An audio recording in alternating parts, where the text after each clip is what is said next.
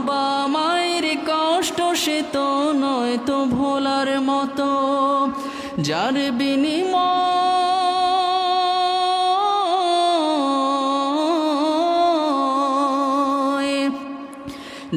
বিনিময় কণ্ঠে ফোটে পাখর ফেরে গান, যাদের বুকের মানিক হলো হাফেজে কোরআন, হাফেজে কোরআন, হাফেজে কোরআন।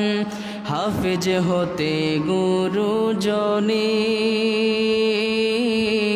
ত্যাগের নজরানা, চিরজীবন রাখবো স্মরণ,